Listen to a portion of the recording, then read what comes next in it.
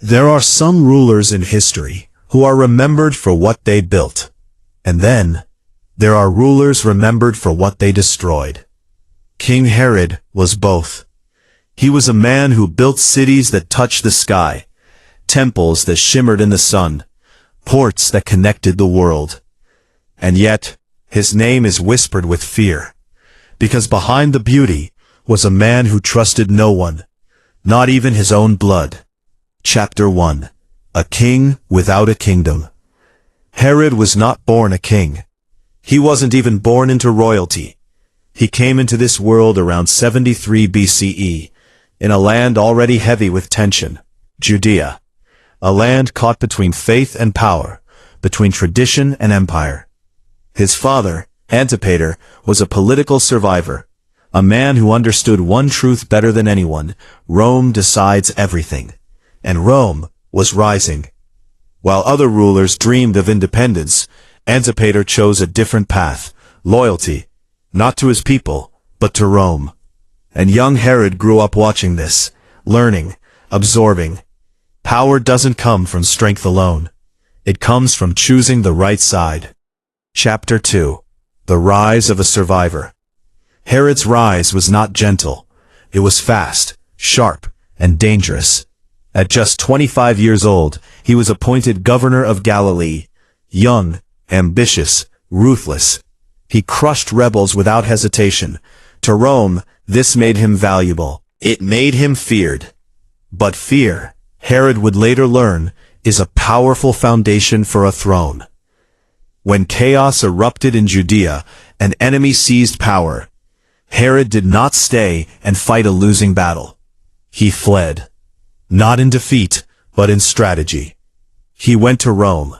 And there, standing before the most powerful men in the world, including Mark Antony, Herod made his move. He didn't beg, he didn't plead, he convinced them that he was the only man who could control Judea. Rome agreed, and just like that, a man with no royal blood was declared King of the Jews. Chapter 3.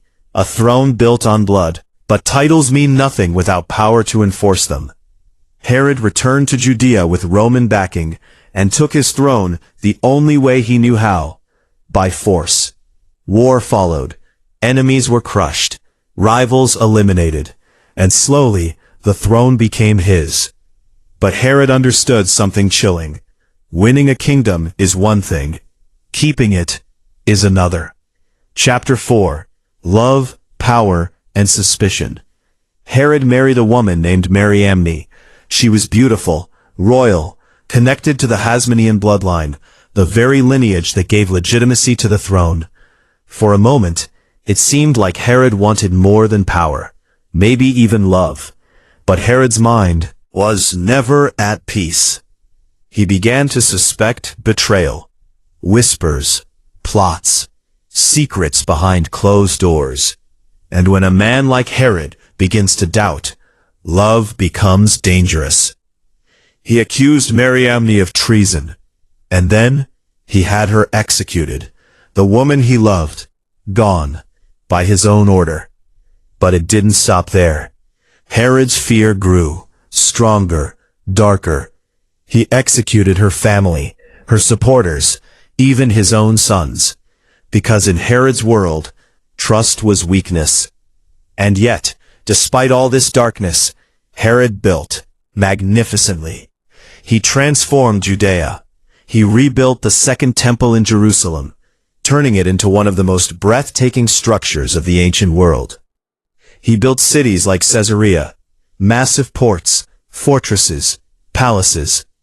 To some, he was a genius, a visionary, a king who brought prosperity. But to others, he was something else entirely. A man trying to hide fear behind stone.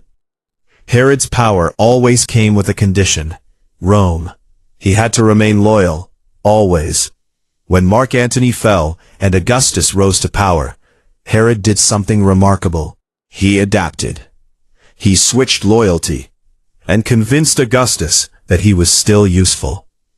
And once again, he survived. Because Herod didn't just understand power, he understood survival. Chapter 7, The Darkest Command. Near the end of his life, Herod became something else. Paranoia consumed him. Every shadow looked like an enemy. Every whisper, a conspiracy. And then, according to the gospel accounts, came a story that would define his legacy forever. The story of a child, a newborn king, a threat. A boy named Jesus Christ. When Herod heard that a king of the Jews had been born, his reaction was not curiosity. It was fear. Because there could only be one king. Him. And so, he gave a command, a brutal one, to kill every male child in Bethlehem under the age of 2. An act remembered as the massacre of the innocents. A moment that turned fear into horror. Chapter 8. The End of a King. Herod's final days were not peaceful. He was sick, in pain, mentally and physically unraveling, still afraid, still suspicious, still ordering deaths. Even as his own life slipped away.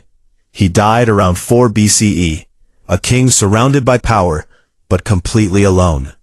Final chapter. Legacy of a contradiction. So who was King Herod? A builder? Yes. A political genius? Absolutely. A monster? To many, without question. He ruled through fear, built through ambition, and died in paranoia. His legacy is a contradiction. A man who created greatness and destroyed everything close to him. And maybe that's the real story of Herod. Not just a king, but a warning. That power without trust becomes a prison. And a crown worn in fear is heavier than any chain. History remembers kings in many ways, but few are remembered like Herod, a man who had everything and trusted nothing. And in the end, that made all the difference.